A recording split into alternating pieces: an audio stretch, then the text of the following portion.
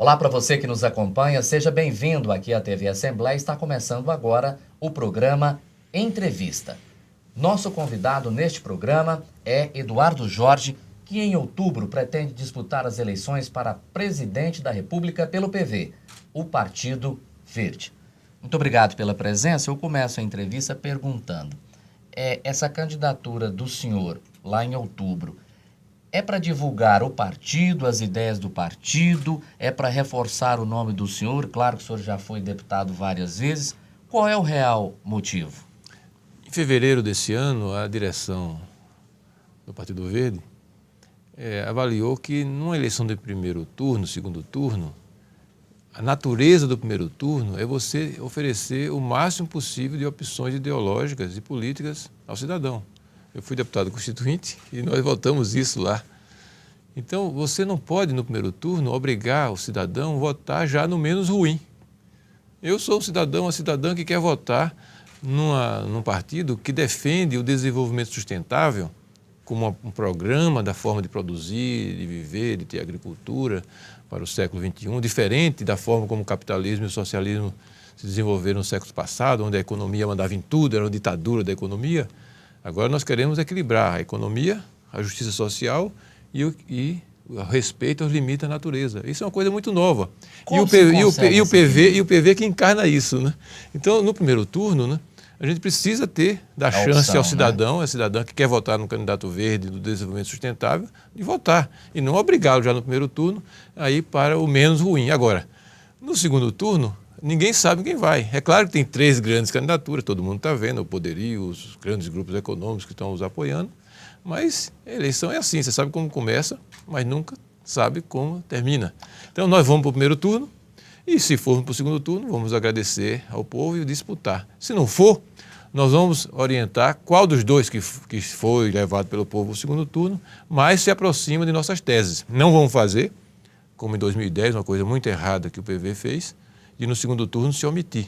Foi uma eleição em 2010 que nós tivemos 20 milhões de votos, e no segundo turno, quando a Dilma e o Serra disputaram, o PV disse, não, eu não brinco mais, vou para casa, né? Me omito, não. Se depender de mim, porque foi essa a minha posição em 2010 já, a gente devia escolher um ou outro no segundo turno. No segundo turno, se não formos nós vamos orientar o que é melhor para o Brasil, porque nós temos uma responsabilidade com o Brasil. Foi um erro, então? Foi um erro que decidiu a eleição. Por quê? Decidiu a eleição, porque os dois foram para o segundo turno, a Dilma e o José Serra, e o segundo turno era totalmente aberto. Mesmo que a Dilma tivesse um certo favoritismo, é o tipo daquele time, né, que leva um gol aos 45 minutos do segundo tempo, estava ganhando, né, o outro empate e vai para a prorrogação. Então o time que leva esse gol no final, como ela levou, né, que ela não esperava, o Lula nunca esperava, achava que ia ganhar no primeiro turno, afinal de contas. Leva um baque. É o pai da pátria, etc e tal, né? Ele acha que é, né? E leva um gol no segundo turno, nos 45 minutos, obriga o segundo turno, o time que leva esse gol no finzinho do jogo entra baqueado na prorrogação. E, no entanto, o PV preferiu se omitir. Foi uma decisão, inclusive, que a Marina praticamente exigiu se omitir no segundo turno. Foi um erro muito grande, em 2010. Dessa vez, não vai ter isso. Vamos disputar o primeiro turno.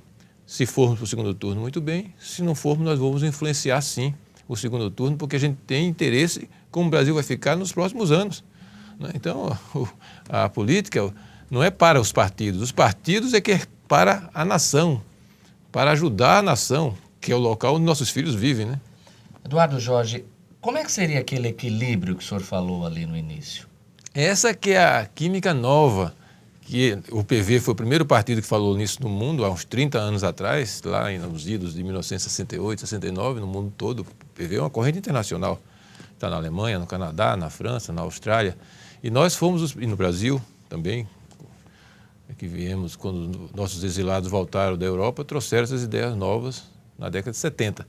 Então o PV foi o primeiro que falou nisso, que o mundo, o capitalismo e o socialismo não podiam continuar com aquela ditadura da economia, desrespeitando completamente os limites da natureza e não conseguindo resolver o problema gravíssimo da justiça social. Isso se configurou no final do século XX, com aquele grande encontro da ONU aqui no Rio 92, quando a ONU e os cientistas, os trabalhos de cientistas confirmaram havia limites na natureza. A natureza não estava infinitamente à nossa disposição. E que se nós não respeitássemos esses limites e reequacionássemos a forma de viver, de produzir, de ter agricultura, de consumir, nós poderíamos legar um planeta desolado para os nossos netos e bisnetos. Portanto, você passou, a partir da Rio 92, com respaldo científico, aquelas ideias do PV antes, passaram a ter mais força.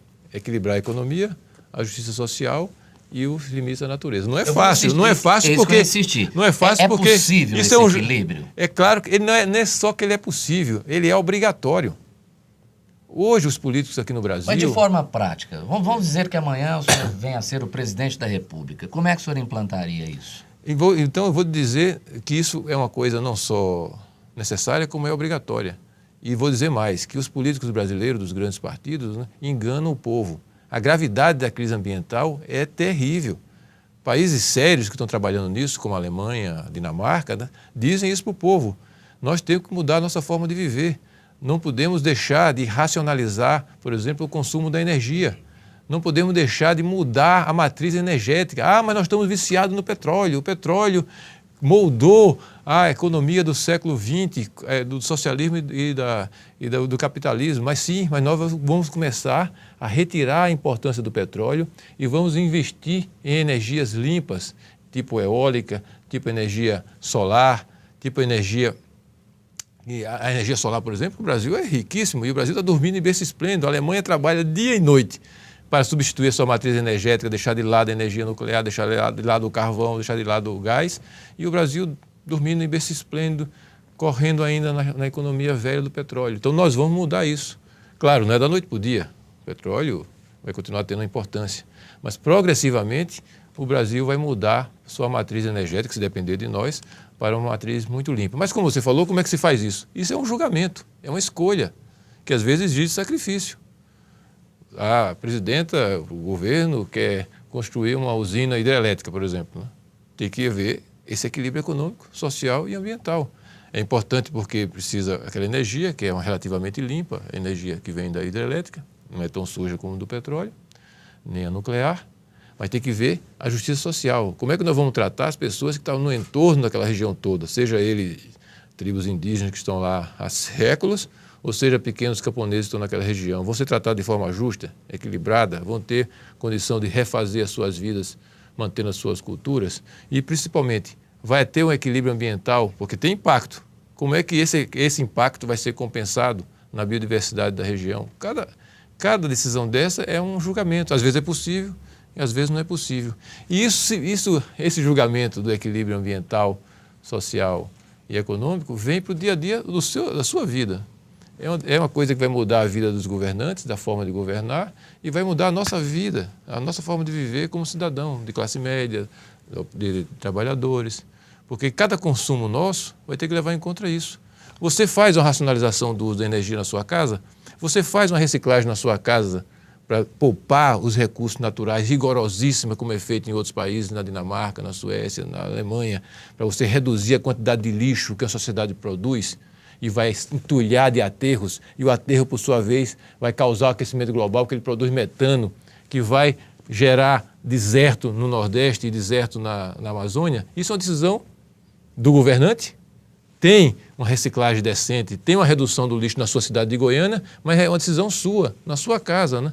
É individual, né? Individual também. Veja que essa é a nova forma de viver que o Partido Verde defende. Não é só uma nova forma de governar, é uma nova forma de viver das pessoas. É uma responsabilidade do governante, do parlamentar, que faz a lei, e uma responsabilidade de cada um, seja ele uma pessoa rica, de classe média ou pobre. Todos eles vão ter que ter uma nova visão na forma de consumir os limites da natureza. Eduardo Jorge, só um minutinho, nós vamos fazer um rápido intervalo e daqui a pouco a gente volta aqui no programa Entrevista. Continue com a gente.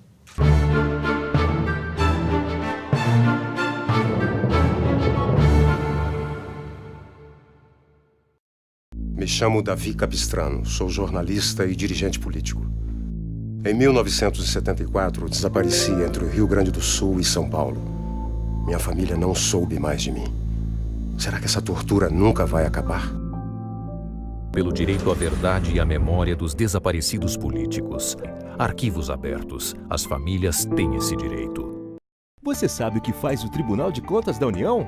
Ele é um órgão de fiscalização a serviço da sociedade para avaliar se o dinheiro público federal está sendo bem utilizado. Só em 2009, o trabalho do tribunal economizou mais de 22 bilhões de reais para os cofres públicos.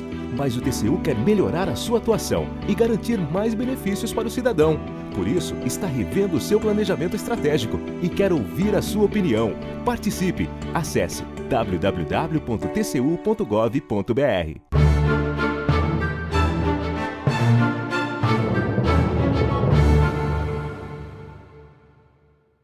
Ok, voltamos então com o programa Entrevista aqui na TV Assembleia. Estamos recebendo Eduardo Jorge, do Partido Verde, ele que em outubro vai disputar a presidência da República pelo PV. Queria perguntar para o senhor o seguinte: em Goiás, o forte da economia é o agronegócio. Costuma-se perceber que partidos como o Partido Verde, às vezes batem muito, reclamam muito, criticam muito o agronegócio. O agronegócio é o forte da economia goiana e ajuda, inclusive, não só o PIB goiano, mas o PIB brasileiro. Qual é o pensamento do senhor, do PV, em relação ao agronegócio? Para nós, que o que interessa é a vida, e às vezes o agronegócio, a agricultura, é desprestigiada em relação à chamada indústria, né? Indústria da transformação. A agroindústria, né? Não a agroindústria, é a indústria mesmo, que fabrica carro, fabrica essas bugigangas, telefone celular, tênis de marca, essas coisas assim. Parece que essas coisas são mais importantes do que a agricultura. Não. Para mim e para o PV, se há uma atividade econômica essencial, a mais importante de todas é a agricultura. Nós podemos viver sem celular, sem tênis de marca, sem automóvel, mas não podemos viver sem comer. Aí não dá, né? Sem os nossos filhos ter uma alimentação boa e segura. Portanto, para nós do Partido Verde, a agricultura, a atividade agrícola, a atividade do homem do campo é a mais importante atividade econômica e cultural, porque tem aspectos culturais importantes e sociais importantes. Agora, como todas as atividades econômicas e sociais, esse conceito novo do desenvolvimento sustentável vem para dialogar, para adaptar o respeito aos limites da natureza. Não é somente com o agronegócio, com a agricultura familiar. Qualquer área, né? Com a indústria automobilística, com a indústria que produz, com os serviços. A nossa obrigação do Partido Verde, daqueles que defendem o desenvolvimento sustentável, é ajudá-los a se adaptar a esse novo paradigma. Não adianta a gente ficar acusando um passado, porque na época não tinha essa consciência que tinha os limites da natureza a serem respeitados. Portanto, a nossa posição em relação a Goiás, que é um estado cada vez mais líder na economia brasileira, né, em relação à agricultura, é de entusiasmo. A gente acha que isso é um papel importante que o Brasil tem com a sua população e com o mundo, porque a questão alimentar de alimentos vai ser cada vez mais importante nos próximos anos. Provavelmente vai ser a questão mais importante. A gente tem no mundo hoje, ainda, dos 7 bilhões de pessoas, 1 bilhão e pouco que vão dormir com fome. E com o aumento da população. O que pode gerar até conflitos, né? Não, já era conflitos, além de gerar sofrimento. Aí, com o aquecimento global, que infelizmente nós não estamos conseguindo conter as emissões no nível que a gente precisaria, na velocidade que a gente precisaria do aquecimento global, muitas áreas hoje que são agriculturáveis vão deixar de ser. O Nordeste, por exemplo, vastas áreas do Nordeste que são semiáridos, que já é difícil nós nordestinos produzir e plantar, mas o nordestino é muito teimoso, ele planta, né? Vão virar áridas, vão virar desertos. Então, veja, né? A postura nossa deve ser de diálogo com o agronegócio, com a agricultura familiar, com todos aqueles que desempenham essa função essencial para a economia e para a vida, que é produzir alimentos. Agora, nós temos posição, que queremos dialogar. Nós somos a favor da agricultura familiar, por exemplo, e da sua preservação e da sua expansão, porque é um tipo de atividade que dá condição de muito mais gente trabalhar no campo, evitando gente vir inchar as cidades, ocupando áreas de risco de favelas. A agricultura familiar tem esse condão, mas você tem que ter uma agricultura familiar com incorporação de tecnologia, não pode ser aquela antiga. Porque senão o jovem não quer ficar, o pai fica lá, mas o jovem vai embora e não quer voltar. Na enxada não, Na enxada, então, enxada vai ter que ser cada vez mais incorporar tecnologia também na agricultura familiar. Nós somos também a favor que a agricultura seja cada vez mais limpa, com menos uso dos chamados agrotóxicos. Por que isso é importante, né? Porque está comprovado que a utilização desses elementos em excesso, como acontece no mundo todo e no Brasil, em Goiás também não é diferente, ele produz problemas sanitários de saúde gravíssimos. Está comprovado que há malformações genéticas, há câncer pelo uso excessivo dessas substâncias. Portanto, é um diálogo, mas não é um diálogo para criar, como às vezes tem acontecido no Brasil nos últimos anos, uma queda de braço, meio ambiente de um lado e agricultura do outro, como os dois fossem inimigos. A nossa função é tentar fazer um diálogo para ajudar a evoluir numa direção que seja uma agricultura mais limpa, uma agricultura que não esmague a agricultura familiar, vá em direção à produção da agricultura orgânica, que hoje é uma tendência mundial, porque é uma questão de saúde. Mas tudo isso, eu quero dizer, é uma postura de diálogo. Eu não sou a favor dessa queda de braço que tem acontecido no Brasil, que só prejudica a agricultura e o meio ambiente, os dois. Eduardo, e prejudica mais o povo, né? Verdade. Eduardo Jorge, quanto às reformas, o que o senhor e o partido pensam a respeito dessas reformas tão necessárias, política, tributária? A reforma política é um elemento essencial nessas diretrizes que nós estamos discutindo esse ano aqui, não só para esse ano, mas para os próximos anos, que isso não é uma coisa que se faz da noite para o dia, porque aqui não é ditadura. Tem que ter emenda constitucional, tem que discutir no Congresso, o povo tem que estar convencido. Mas uma coisa é certa, né? O povo na rua diz, eu quero mais democracia, eu não estou confiando nesses políticos, na forma como eles estão sendo eleitos, nesses partidos tradicionais, no parlamento. É verdade isso. O desprestígio da democracia no Brasil, representativa, dos parlamentos, dos prefeitos, do governador, da presidente, é gravíssima. Tem manifestação na rua, greve, jovem reivindicando coisas, é normal. Qualquer democracia do mundo tem isso, né? Você vai na Inglaterra, tem gente acampada em frente ao parlamento lá, né? Vai de novo em outra reunião, eu fui secretário municipal do meio ambiente, fui várias vezes representar a Prefeitura de São Paulo em eventos lá, eles estavam lá de novo um ano depois, né? Então isso é coisa normal. O que não é normal é não ter diálogo dos dois lados. O povo na rua irritado, cada vez mais irritado, já parte para quebrar vidro, incendiar pneu, quebrar ônibus, e não tem com quem eles falarem. O parlamento fica acuado, o presidente, o governador, o prefeito se esconde quando tem manifestação. Portanto, há uma crise grave na democracia no Brasil. O PV pensa, então, que tem que ter mais democracia.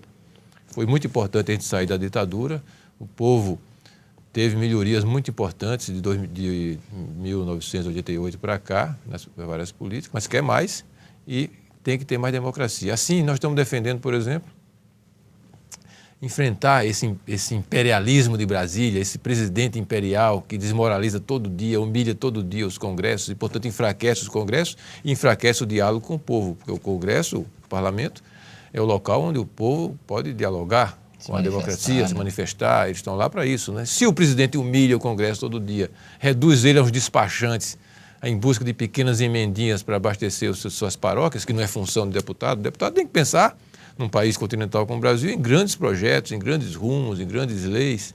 Mas hoje o Congresso Nacional é um Congresso humilhado pelo presidencialismo imperial. Portanto, a gente quer, primeiro, rediscutir o parlamentarismo. Presidencialismo imperial é uma forma tosca de democracia.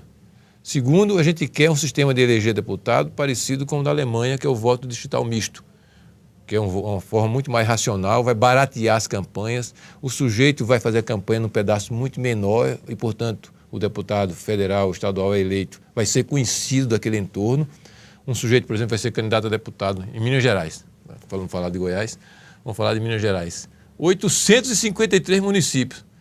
Campanhas milionárias, bilionárias. Portanto, o deputado federal, que é eleito nessas circunstâncias, ele passa a ser um despachante, um escravo do lobby que bancou a eleição dele.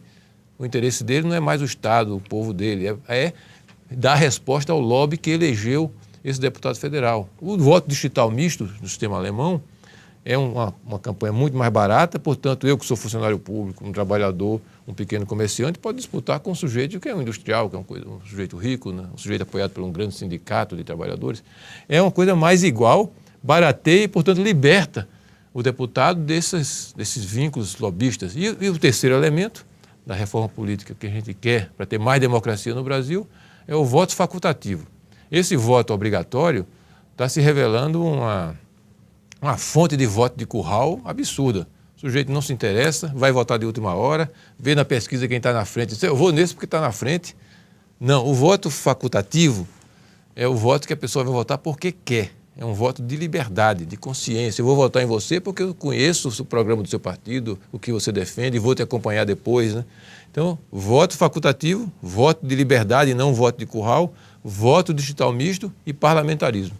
Eduardo Jorge, esse é o momento para as considerações finais. E as considerações finais?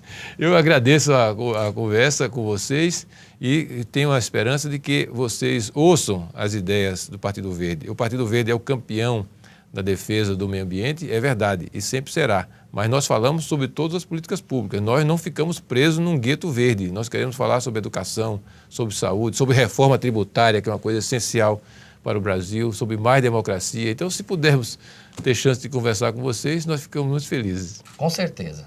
Teremos outras oportunidades. Obrigado. Estivemos então com o Eduardo Jorge do PV, Partido Verde, que em outubro vai disputar as eleições para presidente da República. Eduardo Jorge, muito obrigado pela presença. Obrigado também. Muito obrigado pela entrevista. Você pode continuar nos acompanhando no canal 8 da NET e também no site da Assembleia Legislativa, que aparece aí no seu vídeo. Obrigado por sua companhia e até nosso próximo encontro.